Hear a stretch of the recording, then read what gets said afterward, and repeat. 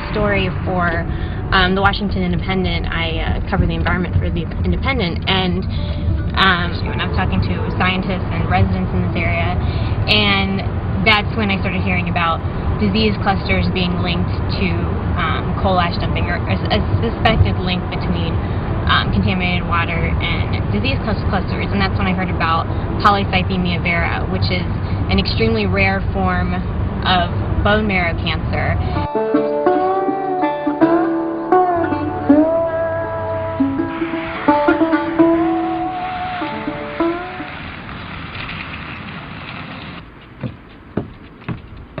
Well, I take chemo pills every day, and my husband took chemo too.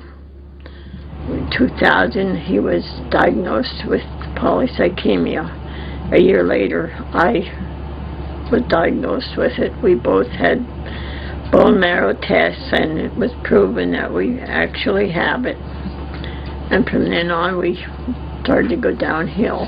We've just been suffering and tired. You're very tired. You're very itchy. And I was very sick, but I'm fighting. I'm trying to get well, but he didn't survive. What's the probability of a husband and wife both getting this disease? It's very improbable to see two unrelated people in a household both come down with an extremely rare blood disease. The number of patients I'm seeing with P. vera has been elevated since I first came to this area 26 years ago. In addition to the Kesters, there were two other people living within a half mile or so of them on Ben Titus Road. And how many patients do you and the other doctors at your practice treat? We would estimate that we're treating about 60 patients. It's a bone marrow malignancy, similar but not identical to chronic leukemia, where the bone marrow is out of control and making more cells than it needs to be. What's the likelihood that environmental factors could be at play here? Well, I'm not an epidemiologist. My training is in medicine. But if it looks like a duck and quacks like a duck, I have to think that I'm going to make duck soup out of it when I finally get it.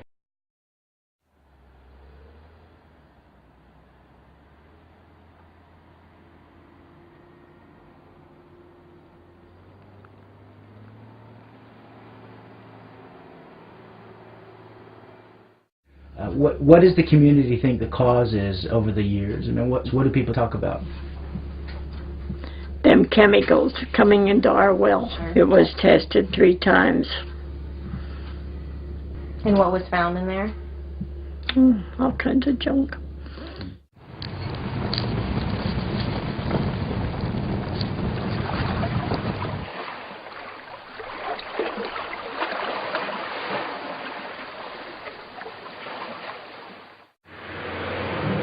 Usually when we think about coal, we think of air pollution. But when coal is burned, it generates a solid waste, which is coal ash. And coal ash usually contains arsenic, mercury, lead, aluminum, all sorts of heavy metals that can be dangerous. I have an aggressive goal of reducing carbon emissions, and coal is a dirty fuel right now.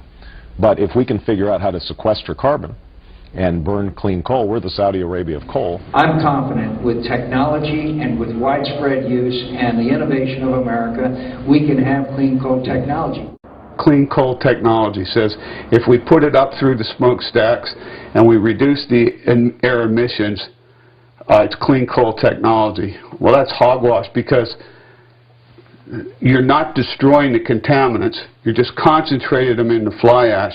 So the cleaner the air emissions, the dirtier the fly ash, and the more contaminated the fly ash.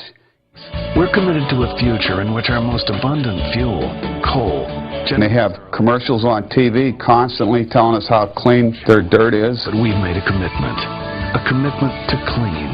It defies logic, and yet they have the money to run these ads over and over and try to indoctrinate people into believing that there is such a thing as clean coal when it doesn't exist. Preserve it for your children. you know, we have at least a 5-fold increase in a rare cancer. You'd think that would set off public health alarms, but that's still not enough to bring in the necessary people to conduct the studies and find the cause of this problem. And one day, perhaps, we shall all be brothers.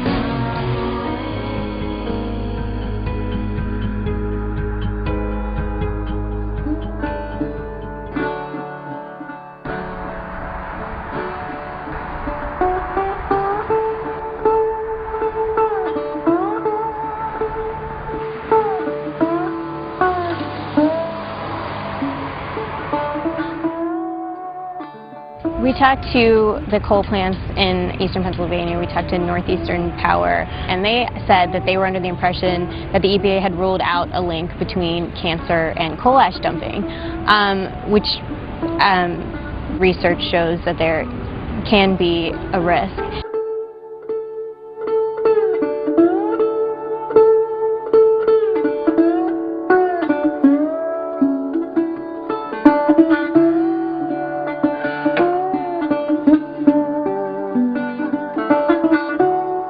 There's something wrong here. Wrong.